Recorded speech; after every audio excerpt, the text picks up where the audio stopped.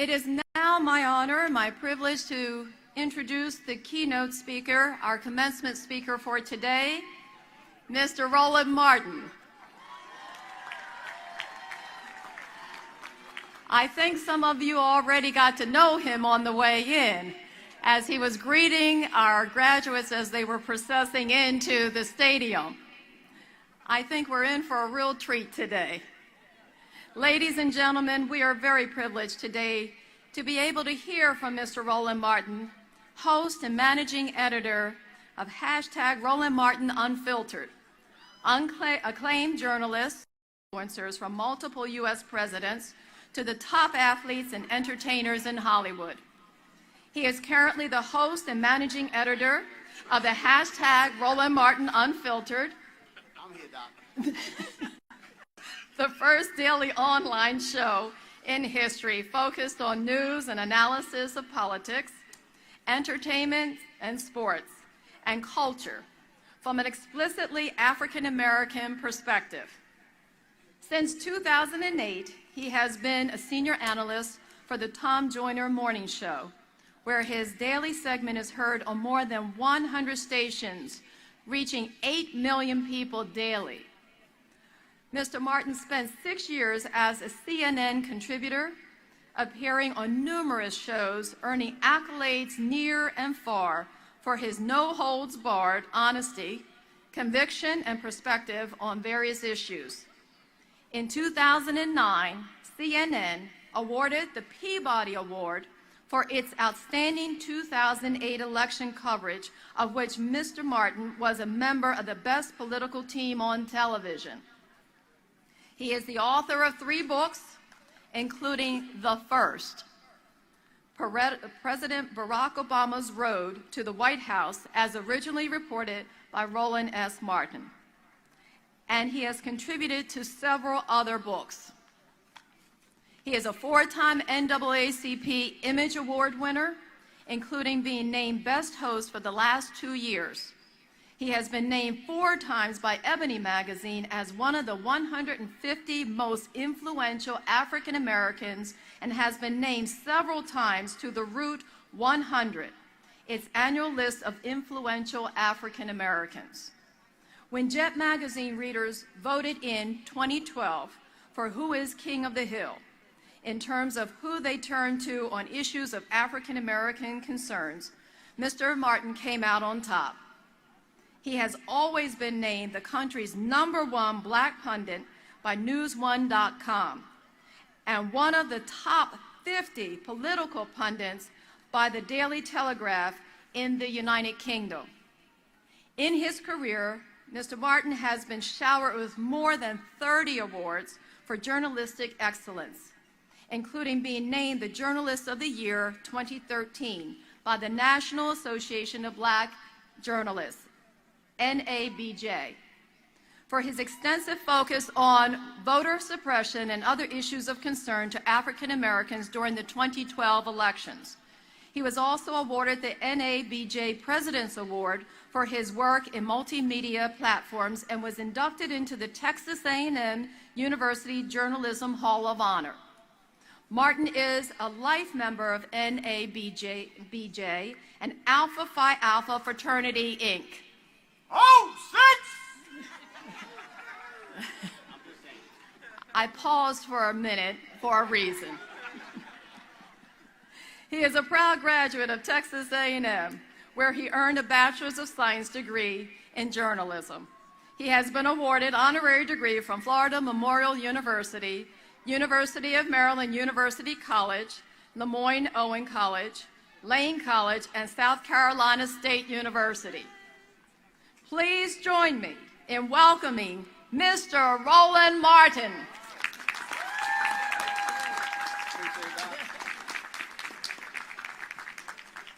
All right, how we doing? We good? All right, glad to see y'all here, especially all y'all late people. Especially some of the graduates. There was 2 sisters walking up. I'm like, y'all can't walk behind us. She said, can we skip? No, you're late. You got to wait. It is good to see all of you here. It's glad to be here, glad to be back on this campus. Doc, thank you so very much for inviting me. It's always great. This is the 17th commencement I've done, 15th at an HBCU, and it's always a pleasure to do so. But this is not a funeral. I'm trying to understand. Look, folks being quiet, taking it easy. I appreciate all this sort of stuff. The band over there falling asleep. I had to wake a couple of them up. So I know y'all don't have a full band, but I didn't come to HBCU to hear some symphonic music. So before I speak, I need y'all to play something to wake this crowd up, because this is a damn graduation. This is a celebration. This is not a funeral. It's not a wake. This ain't the repast. So I need y'all at least 90 seconds. Come on, because y'all over there asleep.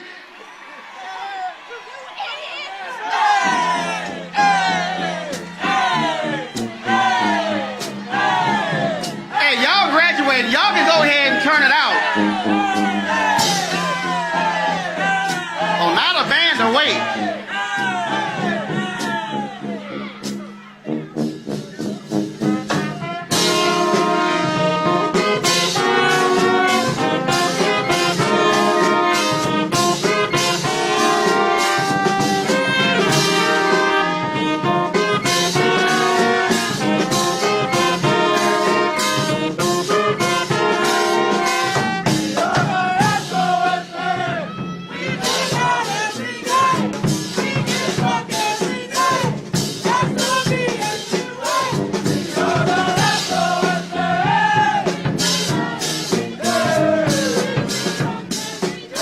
Special guests, y'all can stand up too, class of 69. I mean, y'all can get up now. I see y'all, come on. It's y'all graduation too. Hey, faculty, I need y'all to get the hell up too. Y'all too calm.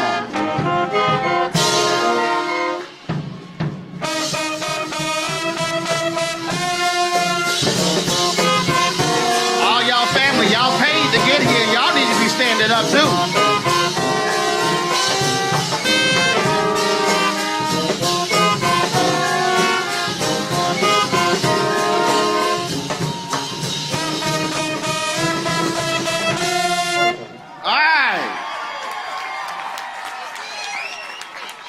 Now it's time to start a black graduation. Because if y'all continued, I was going to take my phone to the doggone DJ and like, you got to put on Before I Let Go or something. So now y'all got graduation back on campus. Again, I was in a symphonic band. That's cute, but that's fine. But next time I had a choir come out here and sing a doggone black gospel song. They let y'all off the hook only singing one verse and lift every voice and sing. Now brother can talk. But before I do this here, we are at a, let me pull this up. We are at a black school. Let me find this here. Is Aaliyah McCants here? She graduated, Aaliyah McCants.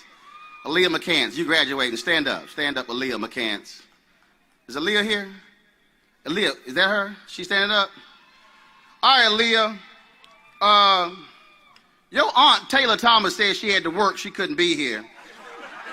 So she sent me a text. She said, you graduate with a degree in social work with honors.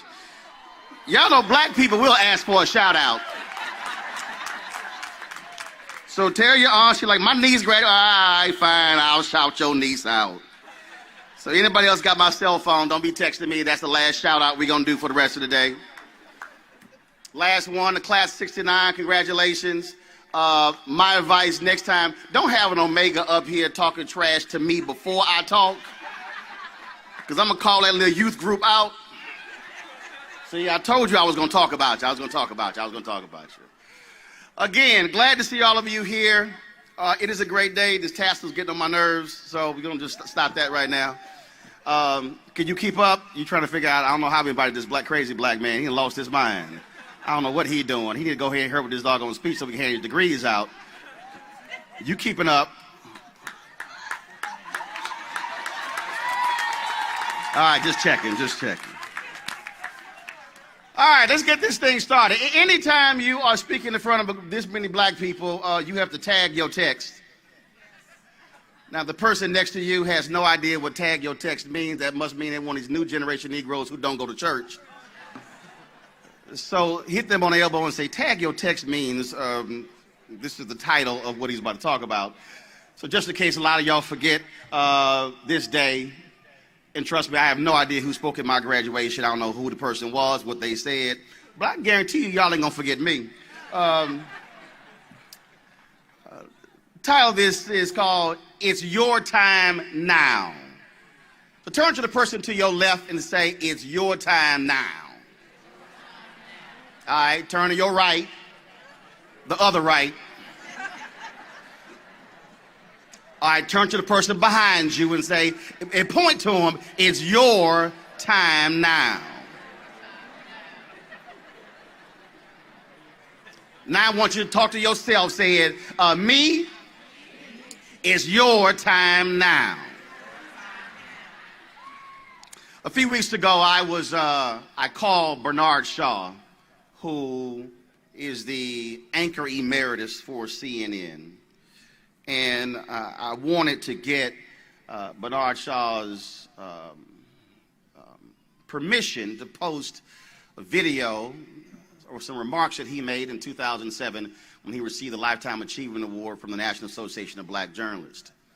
And I wanted him to do that because I'm on the board of directors for the third time of the National Association of Black Journalists, and we called out CNN for having no black executive producers, no black vice presidents, no black senior vice presidents, no black executive vice presidents, no black direct reports to their CEO, Jeff Zucker. And he made some remarks where he checked white men by saying, your time is almost up, when he accepted his speech. And when I called him, Bernard said, Roland, every generation of black people, every generation has had to fight for what was right and to create change. It's your time now. If you think about all the folks who made this day possible, if you think about the folks who created this institution, the folks who have come through here, it was all done for this day. It was all done for May 17, 2019, the 65th anniversary of Brown versus Board of Education. It was all done to ensure that when you look at this class of African Americans, but also you have folks of Middle Eastern descent, folks here who are white, Latino, who are Asian, it was all about ensuring that you had a shot at a future that they did not have.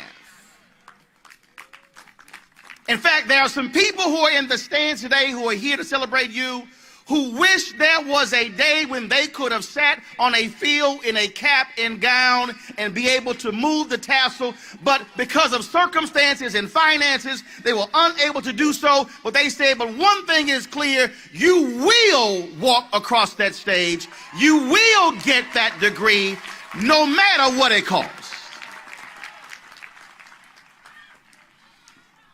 And I say that because there are a whole lot of us who somehow think that we got here all by ourselves, when in reality there were folks who we don't even know, who go back multiple generations, who were doing what was necessary to ensure this day would be possible.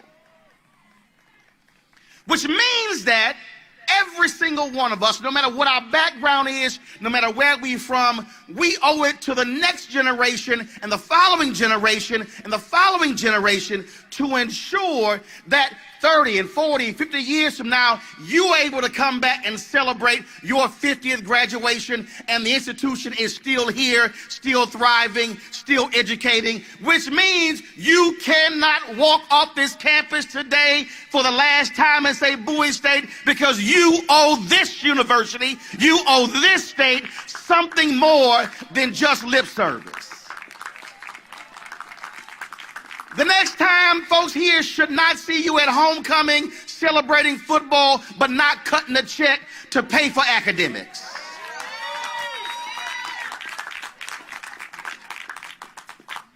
Because when we look at across this country, when we see HBCUs, the average giving of alumni is 5%. That is an abomination, because when you had freed slaves who put pennies and nickels together to ensure this day will come, I dare say this generation deserves to give them more than that. And it's our job to ensure that this institution remains strong, which also means I fully expect every single graduate of this class to tell Governor Larry Hogan and the state of Maryland that a $100 million settlement for what the state has done to HBCUs is grossly unacceptable.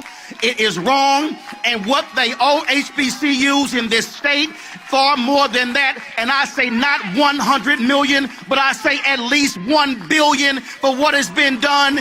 And this school should not be spending precious resources on lawyers fighting for equity and funding. It is wrong, and it's time for Maryland, a blue state, to do right by its HBCUs.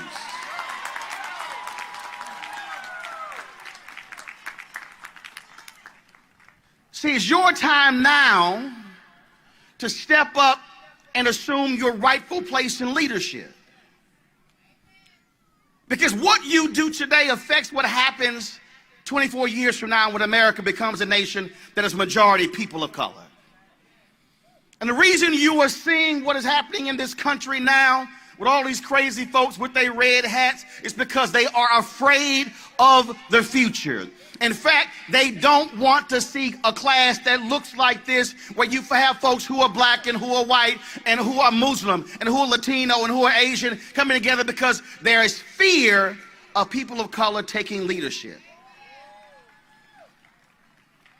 24 years from now, you will be in your mid-40s, and you will be in corporations, and you will be in academia, and you will be in all these positions, and you will be the ones who will be in charge. And it's important for you to understand that you have been positioned at the right time in history for this moment. You're graduating in 2019, the year of return. It was 400 years ago when 20-odd Africans arrived in Virginia in 1619. And over this period, what we saw was 243 years of slavery. We saw the battle for the 13th and 14th and 15th Amendment, the Reconstruction Amendments. We saw, of course, the Great Compromise of 1877, which then ushered in Jim Crow, 92 years of slavery without shackles. The reality is, when you look at Emmett Till being killed August 28th, the almost called Montgomery bus boycott beginning December 1st, 1955, you begin to see what took place over the course of 13 years where Jim Crow was brought to his knees. It was because there were young people, there were HBCU students who left college campuses, who were willing to put their lives on the line to ensure there was freedom for their children's children. Many of them never saw the day. Many of them went to jails in Mississippi and Alabama. Some of them were beaten to a pulp. There was one story of one sister who was thrown into a prison with men, and she was savagely beaten, and when they took her out, her face was swollen, she was bleeding, and the only thing she could utter was one word: freedom.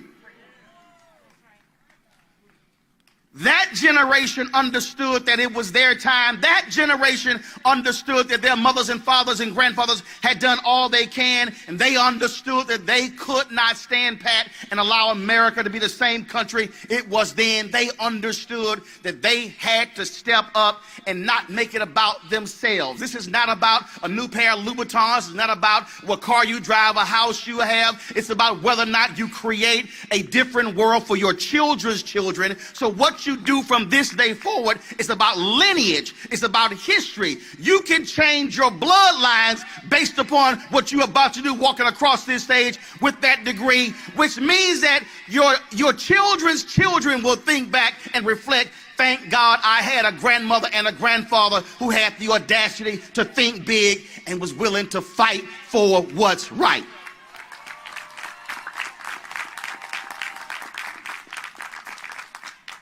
See, I know some of you are sitting here and you're saying, well, that's great, but I don't really think I'm going to deal with all of that. Well, I can show you a whole line of people who thought that they were not going to have to be fighting battles in 2019 that folks were fighting in 1969 and fighting in 1959. But the reality is, you can't show me the history of black folks in America where fight did not precede anything that we had to do. It was Frederick Douglass who said, power concedes nothing without a demand, never has and never will, which means that we came out the womb fighting. We're going to be fighting while we're here, and we're going to be fighting when we go to our graves, because that is our story. And see, I ain't got a problem with that, because see, some folk don't want to fight some people. And so you got to make a decision right now whether you're going to be one of those folks who will stand pat and allow others to fight the battles for you, or whether you're going to get in this game and say, no, it's now my time to fight this thing. And I know there's somebody saying right now, well, yeah, but Roland, but everybody in the graduating class, they not black. But see, if you go to Montgomery and you go down the highway, there's a memorial to Viola Liuzzo, white woman from Michigan who left Michigan to help register black folks in Selma. When they had the Selma to Montgomery march, and then when it was over, she was driving back to Selma from Montgomery. 3 Klansmen drove up beside her in the truck, fired a shotgun, blew her head off, and they thought they killed the brother who was sitting next to her. I had a chance to meet him, and I was in Selma this year, who lived to tell the story. That was a white woman in Michigan who did not have to go to Selma to register a single black person, but she said, if we want to make this nation a more perfect union, I cannot be a comfortable white woman in Michigan. I got to be able to put something in the game.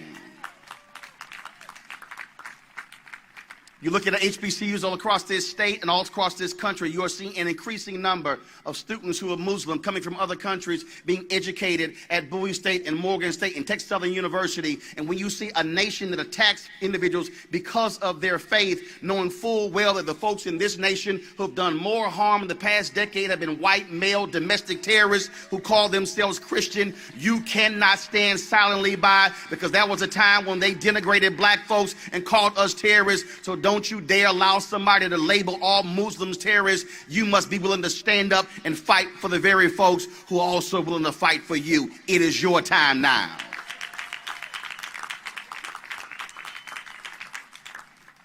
Even though it's 2019, even though we have the appearance of equality, even though you have a sister who is the president of your university, you cannot be silent, men, when black women and other women are getting paid far less than other men and white men. You cannot stand silent when we see injustice. We can't stand silent when we see men disrespecting women in the workplace. It is your time now to say we will break generational curses and not be like those who came before us. The challenge for every generation is to say, how are we going to be a difference maker when it comes to the next generation and the next generation, to ensure there is going to be change, which means you must accept the mantle of responsibility to be a change agent. See, I understood it wasn't going to be popular when I chose to go after folks in media who refused to hire black folks in management. But I said I was not going to wait till I was 70 and 80 and accept the Lifetime Achievement Award or write it in a book to talk about what I went through. I said, no, when we are in the middle of the battle, I'm going to call some folks out. You know what, I understand there are some people in media, and they made it clear, no, we're not going to put him on our network because, see, he's one of those. And yeah, you're right, I'm one of those.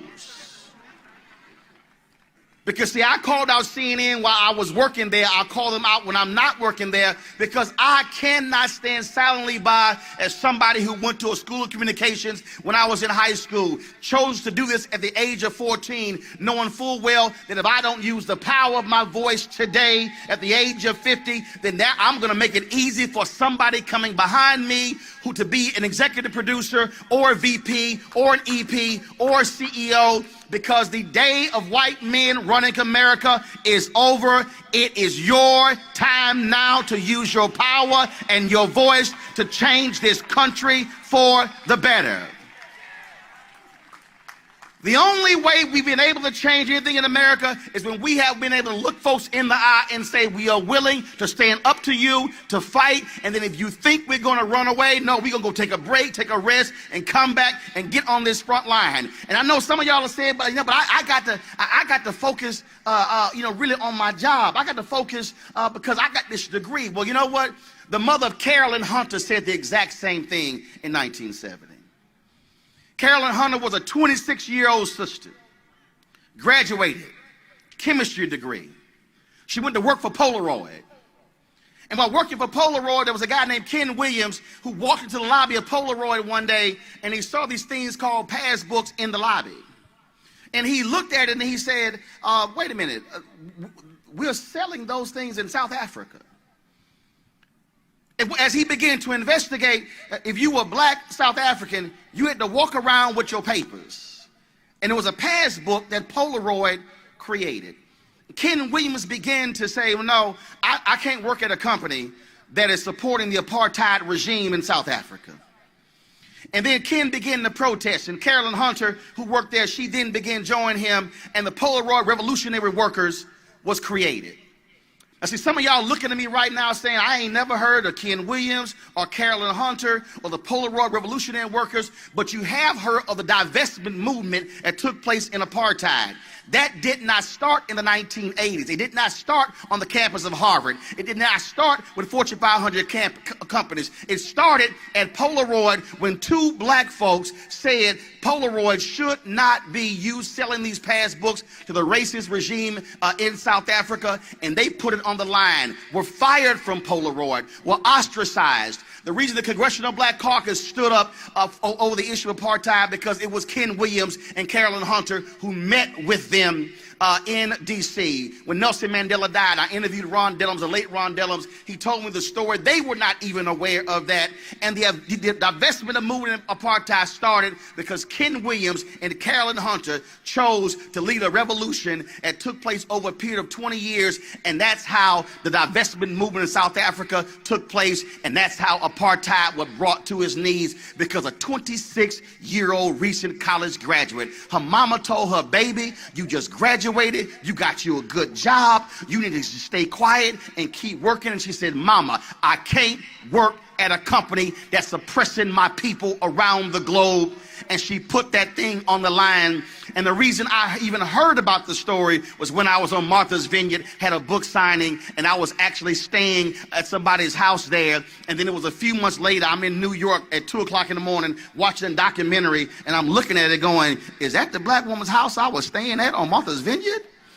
Text her daughter, and she says, yes, that is my mama, because I knew her as Carolyn Williams, but she was Carolyn Hunter, because what I didn't realize, she later married Ken Williams and became Carolyn Williams, but it was a 26-year-old sister who put it on the line. It was Dr. King, who was 26 years old when they began the Montgomery Improvement Association and the boycotts. When you talk about John Lewis and Marion Barry, when you talk about all of those individuals, when you talk about Diane Nash, when you talk about the folks who put online, they were 18, 19, 20, 21, 22, 25. They could have easily graduated. They could have easily sat still, could have easily gotten them some nice, good jobs and focused on making some money. But they said, no, we have to do something to change America. And I say to the class of 2019, you must accept the same challenge and decide what is going to be your fight in 2019. Who are you going to challenge? Who are you going to confront? Who are you going to say enough is enough? And I say you must be willing to fight and put it on the line, because it will not be easy. It will not be simple. It will not be something that folks will take lightly.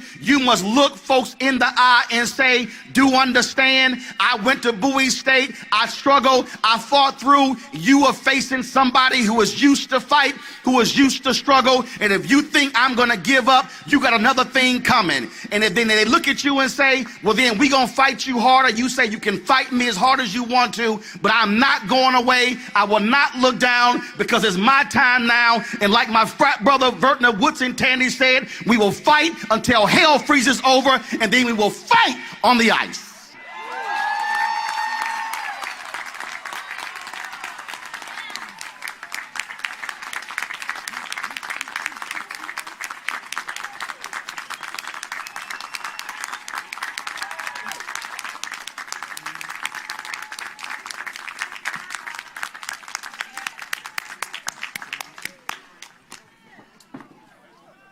Wow. That's amazing. And thank you, Mr. Martin, for that impactful, inspiring speech to our graduating class of 2019. Did you hear that? 2019. I know they heard you. And remember, we are the Bulldogs. And Bulldogs, they know how to get it done. And they heard you loud and clear. Thank you for that charge. Thank you for those inspiring remarks. You have your message, graduating class. Take it with you on your journey ahead. Remember this commencement speaker. I have no doubt you're going to remember this commencement speaker. Please give Mr. Martin another round of applause.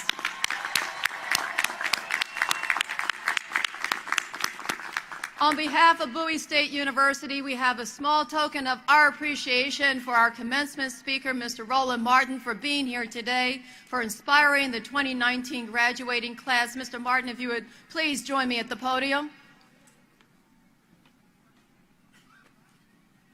From our 2019 graduating class and all of Bowie State University, we bestow upon you this plaque in memory of this day. Please keep coming back. Welcome back to campus, and we look forward to seeing you a lot more. We want to see you out at homecomings, and whenever you so choose, you are always welcome at BSU. BSU? BSU! Appreciate it. Thank you.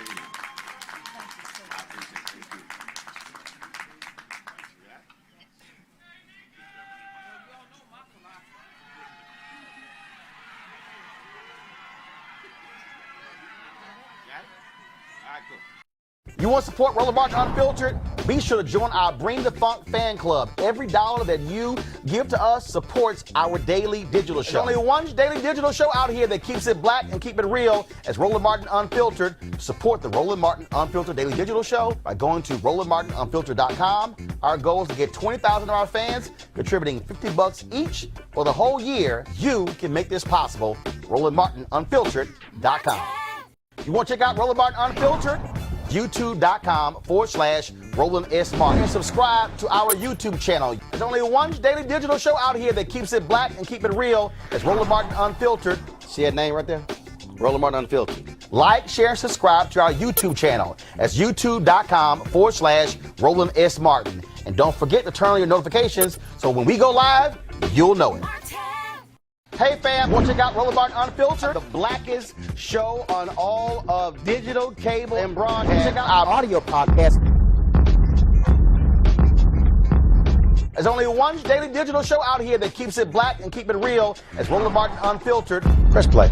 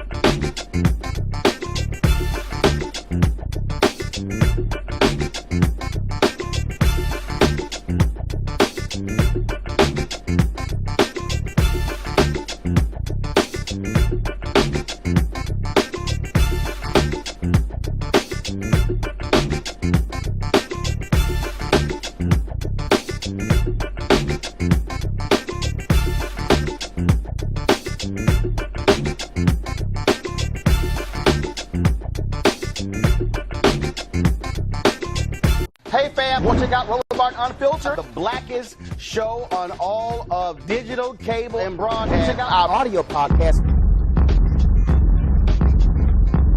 There's only one daily digital show out here that keeps it black and keep it real. It's Roland Martin Unfiltered. Press play. You want to support Roland Martin Unfiltered? Be sure to join our Bring the Funk fan club. Every dollar that you give to us supports our daily digital show. There's only one daily digital show out here that keeps it black and keep it real as Roland Martin Unfiltered. Support the Roland Martin Unfiltered daily digital show by going to RolandMartinUnfiltered.com. Our goal is to get 20,000 of our fans contributing $50 each for the whole year. You can make this possible. RolandMartinUnfiltered.com.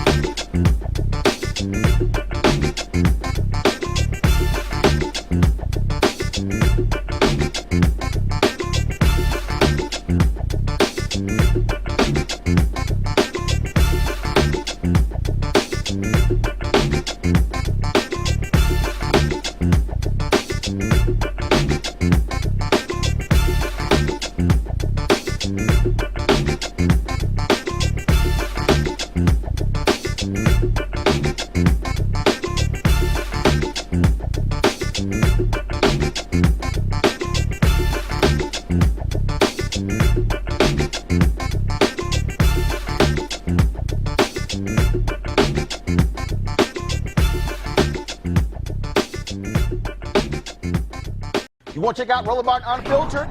YouTube.com/Roland S. Martin. And subscribe to our YouTube channel. There's only one daily digital show out here that keeps it black and keep it real. It's Roland Martin Unfiltered. See that name right there? Roland Martin Unfiltered. Like, share, and subscribe to our YouTube channel. That's YouTube.com/Roland S. Martin. And don't forget to turn on your notifications so when we go live, you'll know it. You want to support Roland Martin Unfiltered? Be sure to join our Bring the Funk fan club. Every dollar that you give to us supports our daily digital show. There's only one daily digital show out here that keeps it black and keep it real as Roland Martin Unfiltered. Support the Roland Martin Unfiltered daily digital show by going to RolandMartinUnfiltered.com. Our goal is to get 20,000 of our fans contributing $50 each for the whole year. You can make this possible. RolandMartinUnfiltered.com. Hey everybody, this is Sherry Shepherd. You're watching Roland Martin Unfiltered, and while he's doing Unfiltered, I'm practicing the wobble. Yes, I am. Because Roland Martin's the one, he will do it backwards, he will do it on the side. He messes everybody up when he gets into the wobble, because he doesn't know how to do it, so he does it backwards. And it just messes me up every single time. So, I'm working on it. I got it. You got Roland Martin. Hi, my name is LaToya Luckett, and you're watching Roland Martin Unfiltered. What's going on, everybody? It's your boy Mac Wiles, and you are watching Roland Martin Unfiltered. What's up, y'all? It's Ryan Destiny, and you're watching Roland Martin Unfiltered. What up, Lana Well, and you are watching Roland Martin Unfiltered.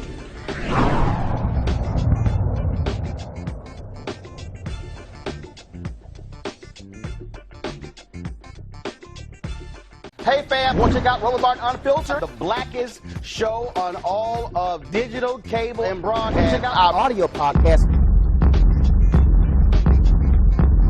There's only one daily digital show out here that keeps it black and keep it real as Roland Martin Unfiltered. Press play.